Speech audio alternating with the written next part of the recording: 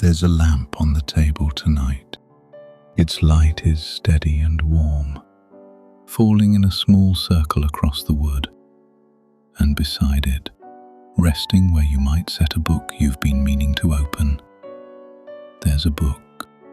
The spine is uncracked, the cover is unmarked. It's simply there, waiting. Tonight, you and I are starting something new. We're going to spend this season together looking at a question that seems straightforward at first. The kind of question you might ask a child over breakfast. What is the universe made of? It turns out the answer is mostly written in ink we can't yet read. Not because the universe is hiding, not because we're not looking carefully enough, but because most of what holds everything together, most of what fills the space between stars and galaxies and the chair you're sitting in, most of it doesn't interact with light the way ordinary things do. We can't see it directly. We can't photograph it. We can't touch it or taste it or weigh it on a scale. But we know it's there because we can see what it does. And that knowing, that patient, careful noticing, is what this season is about. The book is on the table. The lamp is on. We've got time. Let's open the cover. If you wanted to bake a cake, you'd need a recipe. Flour, sugar, eggs. You'd need to know how much of each and in what proportions. Too much flour and the cake is dry. Too little sugar and it doesn't rise. The recipe tells you what goes into the bowl and in what balance. The universe, it turns out, has a recipe too. And after decades of careful measuring, after building telescopes that can see in wavelengths our eyes can't detect, after listening to the faintest whispers of light that have been traveling for billions of years, we've finally been able to read it. The recipe comes from what scientists sometimes call a baby picture. It's the oldest light in the universe, a faint glow that fills all of space. It was released about 380,000 years after the beginning, long after the initial moment, but still unimaginably early in cosmic terms. Back then, the universe was small enough and hot enough that it glowed, like the inside of a warm oven. That glow has been cooling and stretching ever since. Today we call it the cosmic microwave background, and hidden in the tiny temperature variations across that glow, variations so small you'd need instruments to detect them, is the recipe, the proportions, the inventory of everything that exists. Here's what it says. About 5 parts in 100 are what we'd call ordinary matter. Atoms, protons and neutrons, the stuff stars are made of, the stuff you and I are made of. About 27 parts are something else, something that doesn't glow, doesn't emit light, doesn't interact with photons at all. We call it dark matter. We know it's there because of the way galaxies move, the way light bends around massive objects, the way structure formed in the early universe. It acts as scaffolding. It holds things together. And the rest, almost 68 parts in 100, is something even stranger. It's not matter at all. It's a kind of gentle, persistent pressure that seems to live in space itself. It's making the universe expand faster and faster, very slowly, over billions of years. We call it dark energy. Back here by the lamp, those numbers might feel abstract. So let's put it this way. Imagine the book on the table has 100 pages. You open it, and you find that you can read about 5 of them. The words are clear. The sentences make sense. You recognize the grammar, the structure, the meaning. But the other 95 pages, they appear blank, not torn out, not missing. The pages are there. You can feel the weight of them. You can see the binding holding them together. The chapters seem to flow from one to the next, as if something connects them. But when you shine the lamp directly on those pages, there's nothing you can see. No ink that reflects the light back to your eyes. And yet the book holds. The spine is solid. The pages turn. Something is written there. You just don't have the right kind of light yet. That's where we are. 5 pages we can read. 95 we can't. Not yet. But we're not alarmed by that. We're not anxious. If anything, we're curious. Because here's the thing. This isn't a book that's going to test you in the morning. It's not a puzzle you need to solve before you can rest. It's simply here, on the table. An invitation to wonder. And wondering, it turns out, is one of the kindest things the universe offers. We don't need to read the whole book tonight. We've just opened the cover. Let it rest on the table for a moment. The lamp is still on. The room is still quiet. And we've got all the time we need. In our solar system, the planets farther from the Sun orbit more slowly than the planets closer in. Mercury, hugging tight to the Sun's warmth, completes its orbit in just 88 Earth days. It races around the Sun, fast and close, pulled hard by gravity. Neptune, out in the cold dark, takes 165 Earth years to make the same journey. It crawls through its orbit, distant and slow, barely tugged by the Sun's distant pull. Between them, the other planets follow the same pattern. Venus faster than Earth, Earth faster than Mars, Mars faster than Jupiter, each one a little slower than the one before as the distance grows. This isn't arbitrary or random. It follows directly from gravity, from the mathematics Isaac Newton wrote down centuries ago. The Sun's gravity pulls hardest on Mercury, gently on Neptune. Less gravitational pull means a slower orbit, a gentler curve through space. If you could somehow move Neptune closer to the Sun without changing anything else, it would speed up, forced into a tighter, faster path. If you pushed Mercury outward, away from the Sun's pull, it would slow down, settling into a longer, more leisurely orbit. This pattern, fast near the center, slow at the edges, is what we'd expect anywhere gravity works the same way. It's a universal principle, as reliable as the sunrise. So when astronomers turned their telescopes to galaxies, vast collections of billions of stars, bound together by gravity, they expected to see the same pattern there. Most of a galaxy's visible light comes from its bright center, where stars are packed densely together, crowding close like people in a city center. The edges are dim, sparse, scattered. The light thins out as you move away from the core. Light marks where the mass is. That's been true throughout astronomy.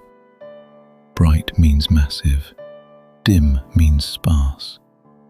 And if most of the mass is concentrated in the center, then stars at the outer edges should be orbiting slowly, gently, like Neptune crawling through its long year. Think of it like a book on the table in front of us. The pages are heavier near the spine, where the binding holds them tight, where the paper is layered thick. The margins are lighter, thinner, easier to lift. The weight is concentrated where the structure is. If you were to spin the book, the spine would pull harder than the edges. That's what we expected to find in galaxies.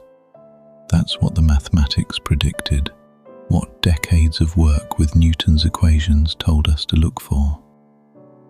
Fast rotation near the bright center, where the mass is.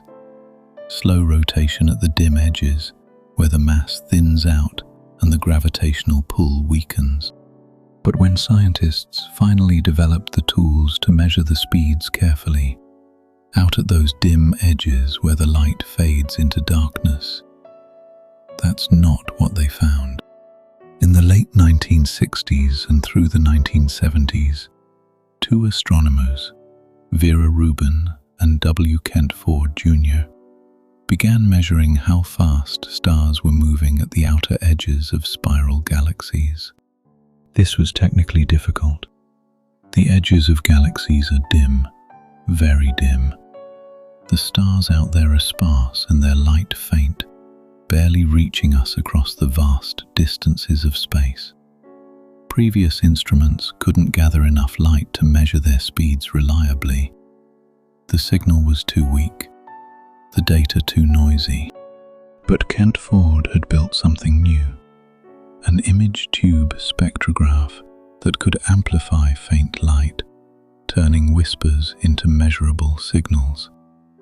It made it possible to measure the speeds of stars in regions no one had been able to study before.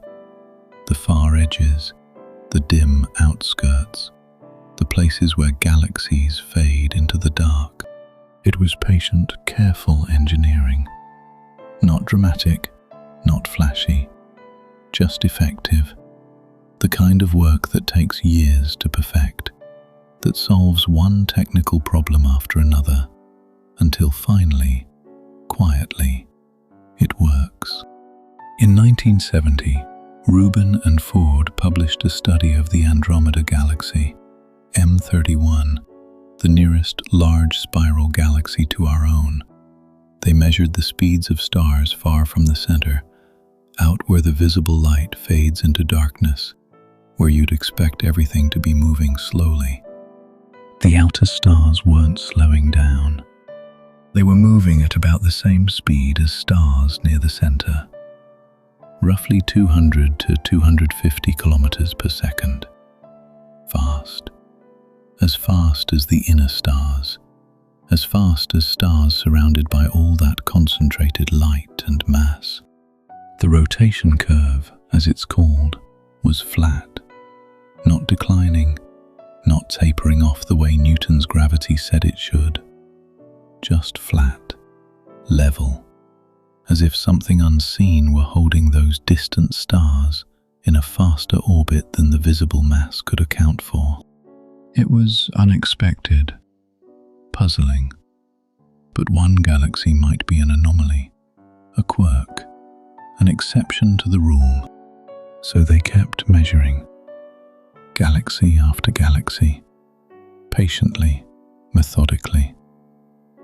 In 1980, Rubin and Ford published a comprehensive study of 21 spiral galaxies. They found the same pattern in every single one.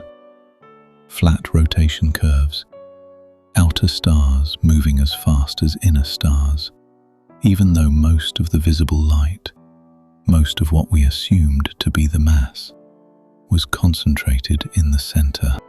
The data was too consistent to dismiss, too clear across too many galaxies. Vera Rubin turned what had been a fringe curiosity, a strange observation noted by a few, into undeniable evidence. The numbers didn't match the expectations. Something was missing from the picture.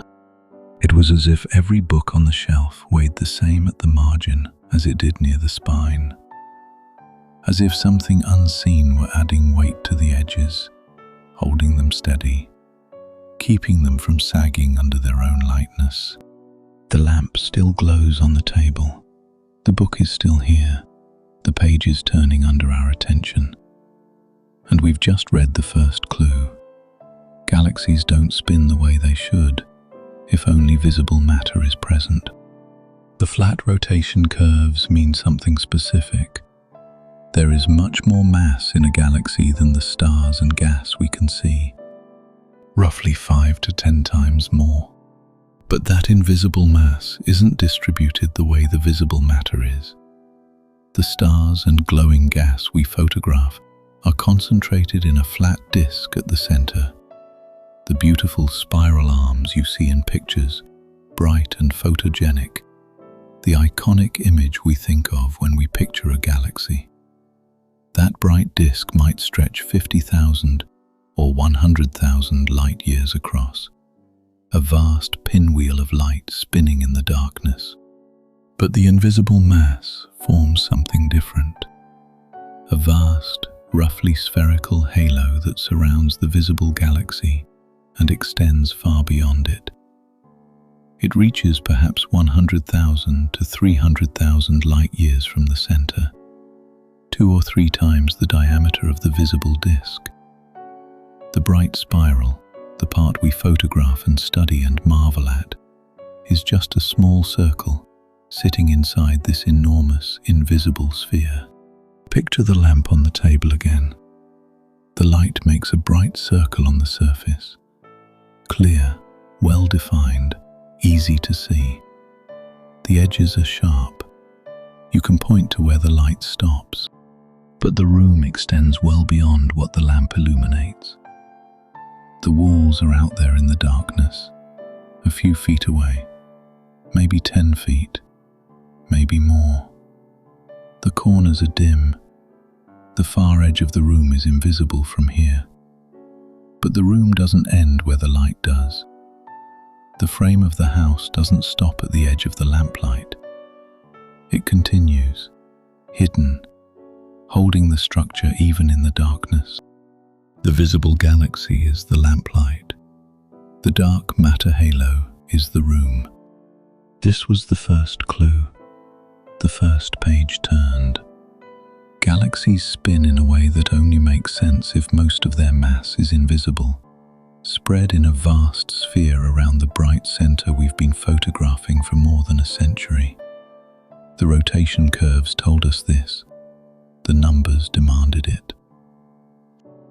And once scientists knew to look for this hidden mass, once they understood what the rotation curves were telling them, they found it again, in a completely different way, using completely different physics, looking at a completely different phenomenon. Let's turn that page now. There are bookshelves in this house, sturdy ones, the kind that hold a lot of weight. Rows of books stacked too deep in places, heavy volumes with thick spines. You've probably got shelves like that in your own home. You trust them. You don't think about them much. But if you look closely, if you really pay attention, you might start to wonder, what's holding them up? The brackets, sure. But where are the brackets anchored? What's behind the wall? Is there a frame? Studs? Something solid that the screws bite into? Something that keeps the whole structure from pulling free? You can't see that frame. It's behind the plaster, behind the paint. But you know it's there, because the shelves don't fall. That's dark matter. It's the structure you can't see. The frame behind the wall, the scaffolding that holds everything in place. And without it, without that invisible support, nothing would stay on the shelf. The books would tumble, the walls would sag, the house as we know it wouldn't stand. In the late 1960s and early 1970s, an astronomer named Vera Rubin started measuring something that seemed straightforward at first. How fast stars move inside galaxies. She worked with a colleague named Kent Ford. Together, they pointed their instruments at spiral galaxies. Galaxies shaped like pinwheels, with arms sweeping out from a bright central bulge. and they measured the speed of stars at different distances from the center. They expected to find what Newton's laws would predict.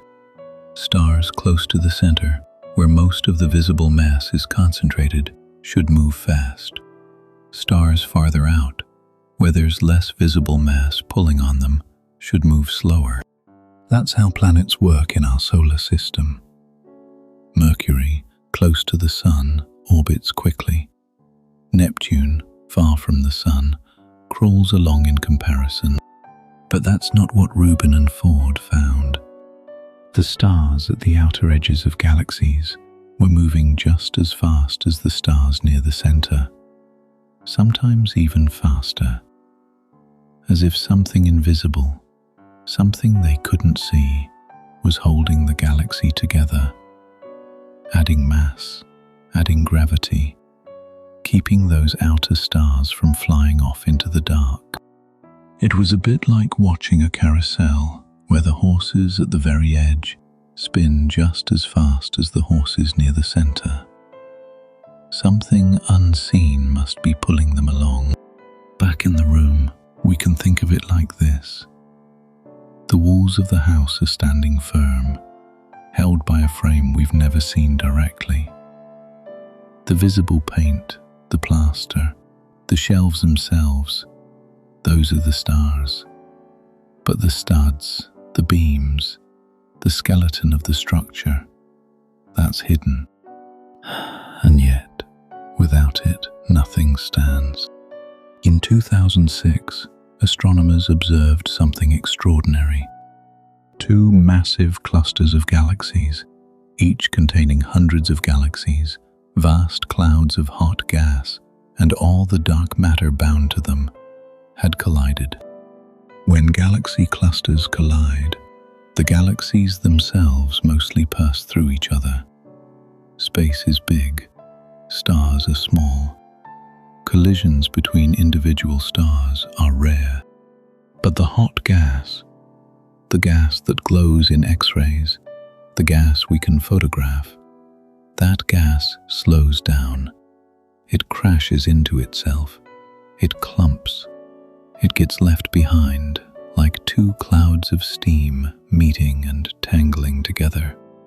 And yet, when scientists measured where most of the mass actually was, not by looking at the gas, but by measuring how the cluster bent light from even more distant galaxies behind it, using a technique called gravitational lensing, they found that the majority of the mass had kept moving. It had passed right through. The gas was in one place. The gravitational mass, the thing doing most of the pulling, was somewhere else entirely. It was separated. It's a bit like noticing the shelves have shifted, but nothing visible pushed them. The books are still there. The wood is still solid. But the frame, the thing actually holding everything up, moved on its own. This is as close as we've come to seeing dark matter's influence with our own instruments. We can't photograph the dark matter itself, but we can photograph where it isn't, and where the ordinary matter got left behind. And that separation tells us, dark matter is real. It's not just a mathematical trick. It's not just a gap in our theories. It's there. So what is it? Scientists have names for what it might be. Candidates, possibilities. One leading idea is something called WIMPs, weakly interacting massive particles.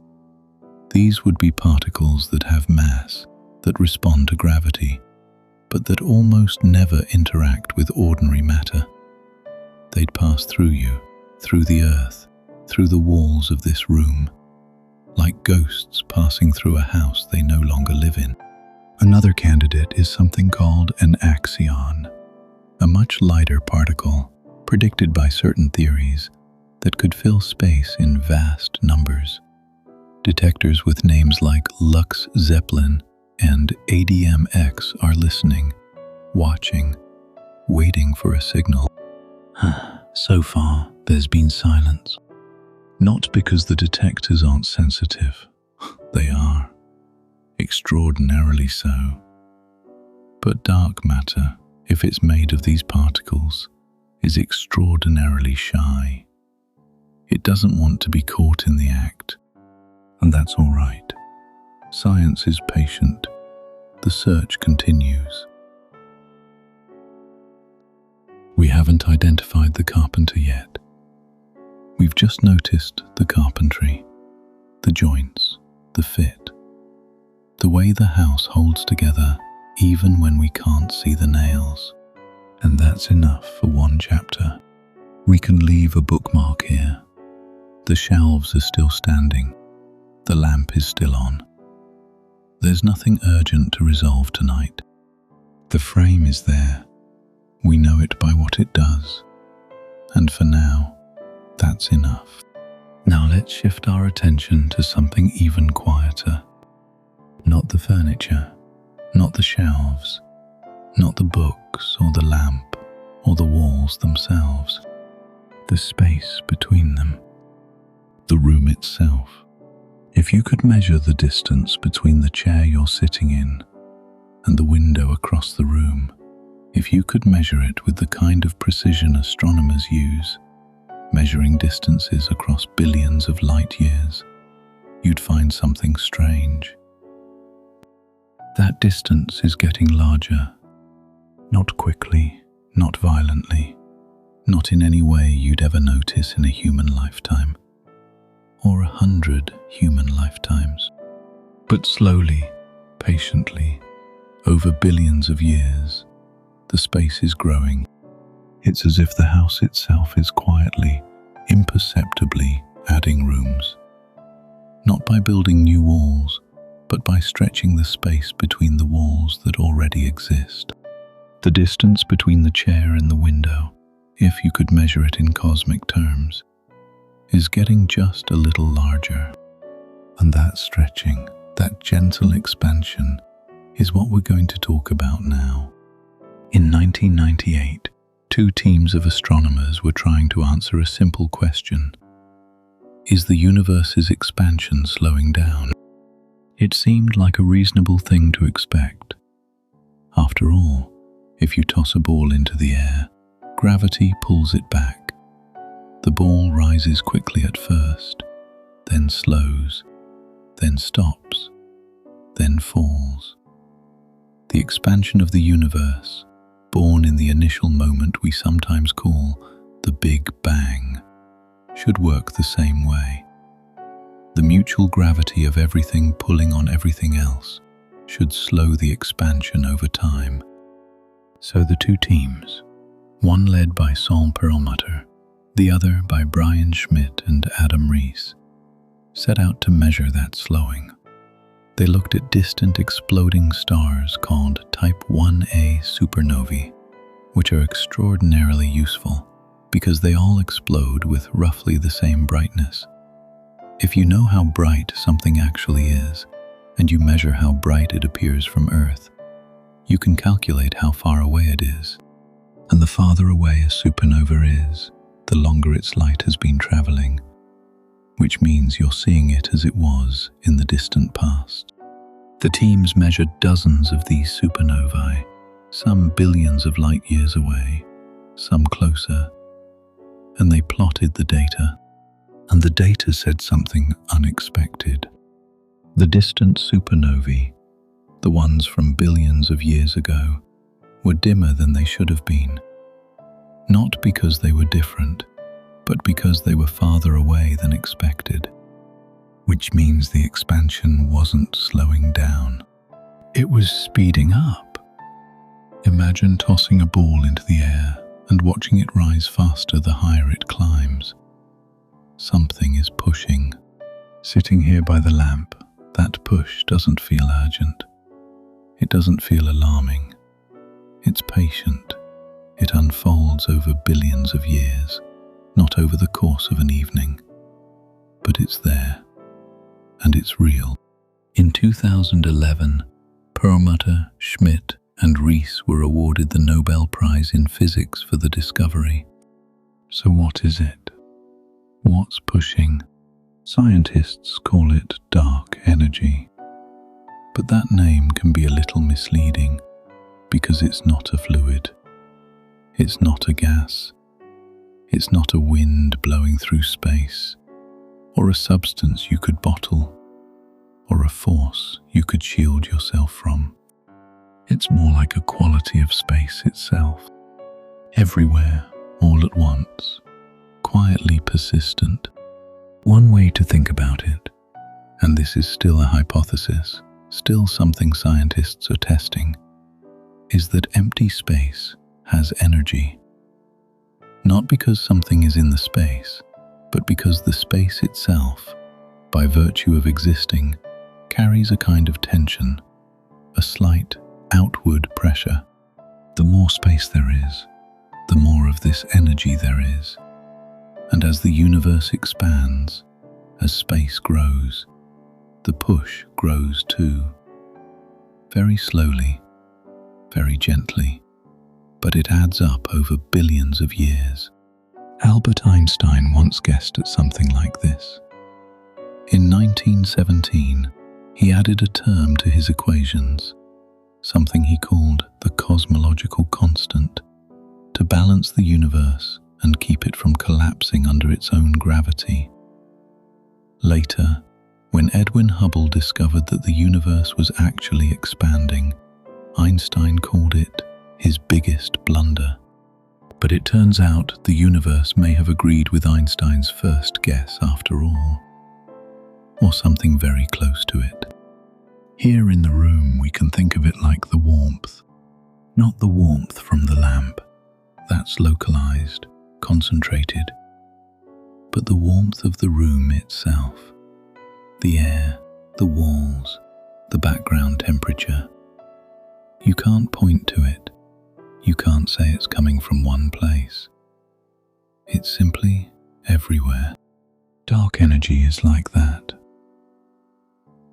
Not something placed in the room, but something the room itself has, by virtue of being a room.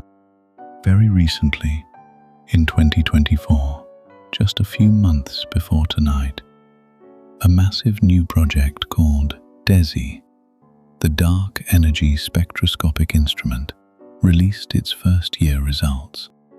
DESI is looking at millions of galaxies, measuring their distances and positions, mapping the structure of the universe in extraordinary detail. And in that data, there's a hint, a whisper. The hint is this: the push might not be constant. It might be changing over time. Not dramatically, not conclusively. The significance is still below what scientists call a discovery threshold. But it's there, a small suggestion in the numbers that dark energy may not be the simple, steady cosmological constant Einstein imagined. It might be something more dynamic, something that evolves. This is one of those places where the chapter is still being written, where the ink is still drying, where we're learning as we go. And that's all right. The push is quiet. It doesn't rush. It's been unfolding for billions of years, and it will continue for billions more. We don't need to solve it tonight. We can set this thought on the shelf and leave it resting. The lamp is here. The room is warm. There's no urgency.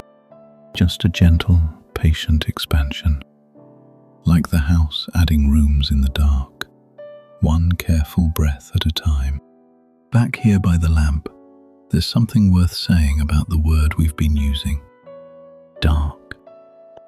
Dark matter. Dark energy.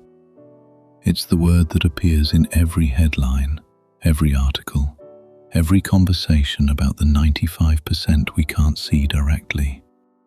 But the word needs a moment, because in everyday language, dark carries weight. It suggests shadow, mystery, sometimes even danger. The dark corner of a room, the dark woods in a fairy tale, the place where you can't see what's coming. But that's not what dark means here. In physics, in astronomy, dark simply means not interacting with light in ways we can currently detect, not emitting light, not absorbing light, not reflecting it, scattering it, or bending it in ways that would make it visible to our eyes or our cameras. Transparent might be a more accurate word, or simply unread. Think of it this way. You're holding the book, the lamp is on, and when you turn to those 95 pages, you don't see words. Not because the pages are sinister, not because they're hiding from you, but because the ink they're written in doesn't reflect the particular wavelength of light your lamp happens to emit. Maybe the ink is written in infrared, or ultraviolet, or some spectrum we haven't invented a detector for yet. The words may be there. The information may be complete. You just don't have the right kind of light. That's what dark means in this context. It doesn't mean absent. It doesn't mean threatening. It just means not yet legible. And here's something else worth noticing.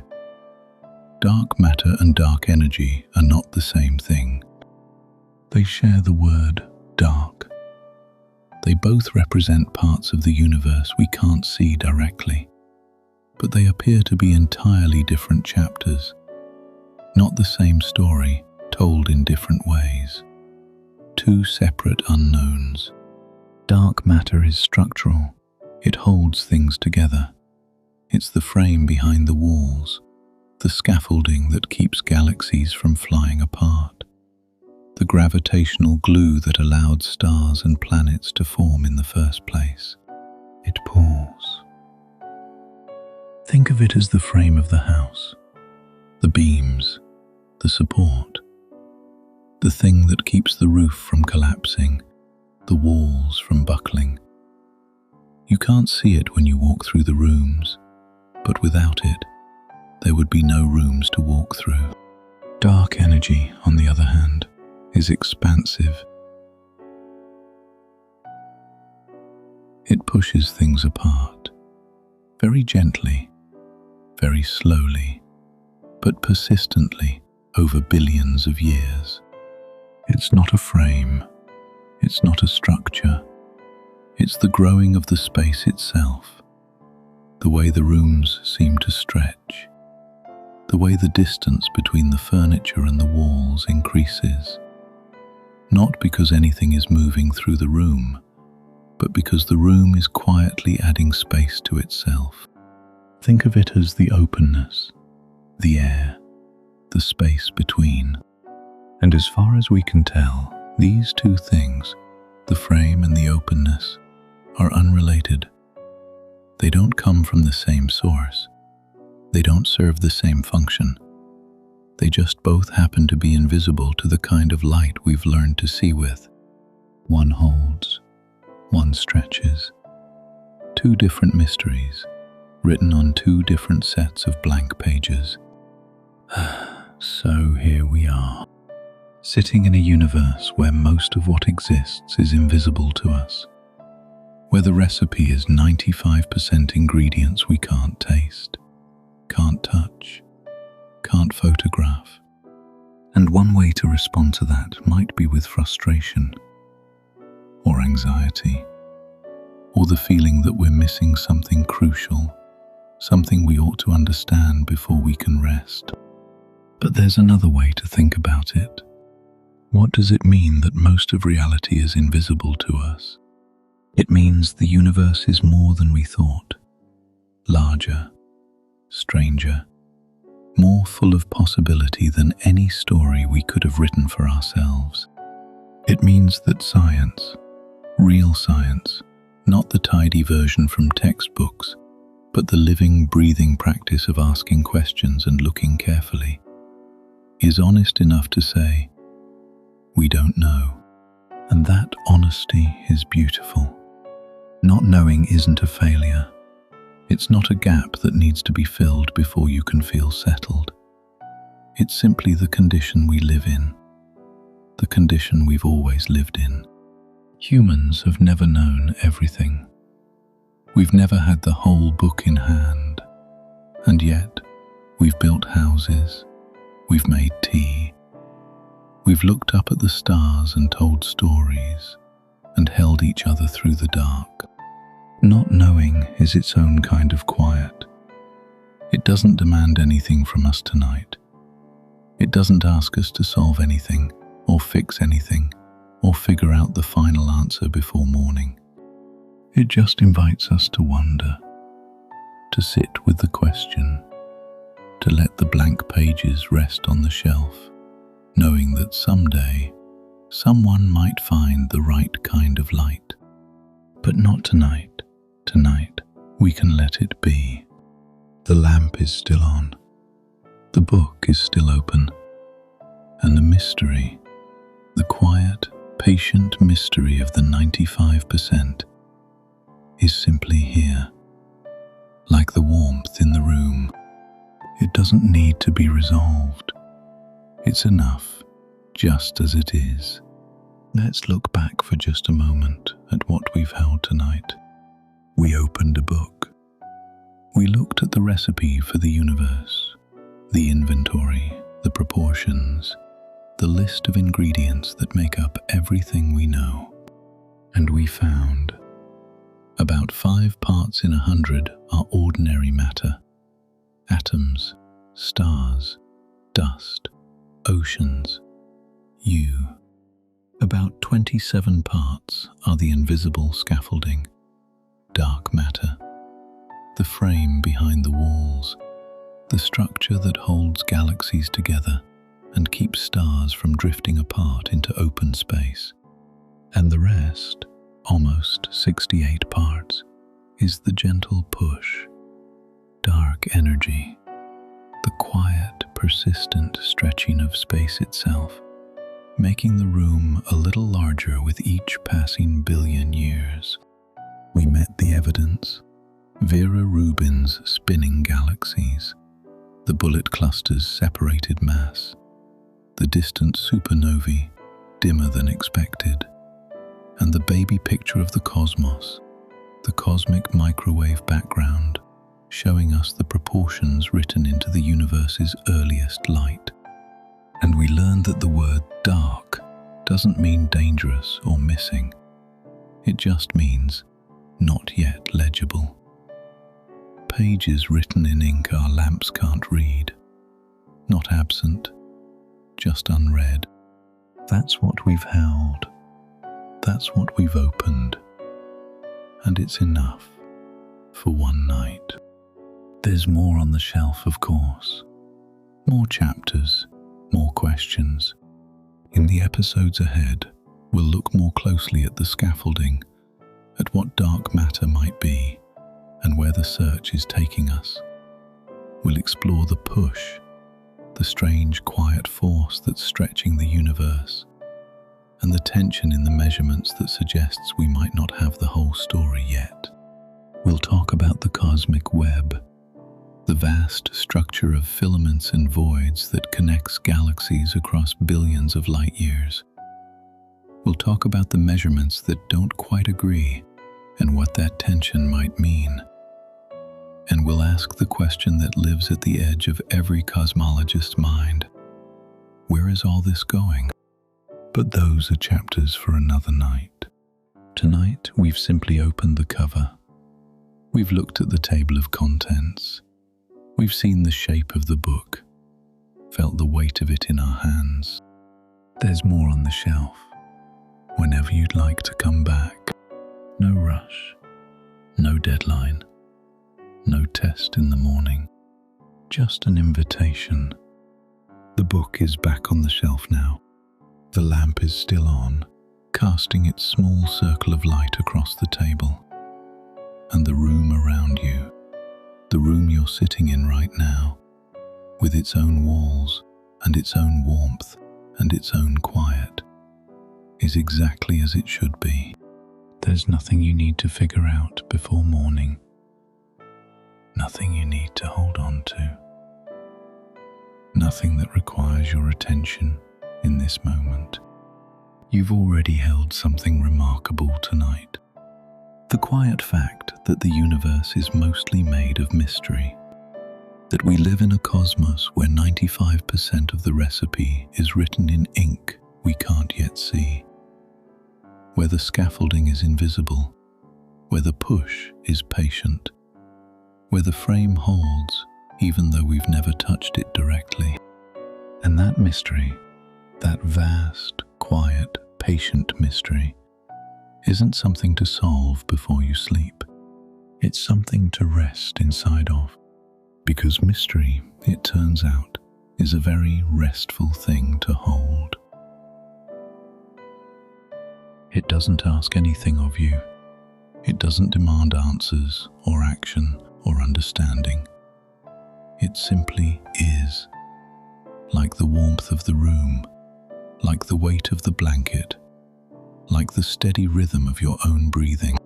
The lamp is dimming now. The book is resting. The room is warm and still. And you, here, now, in this small circle of light, are part of the 5% that glows. The 5% that breathes and wonders and rests. And that's enough. That's more than enough. Good night.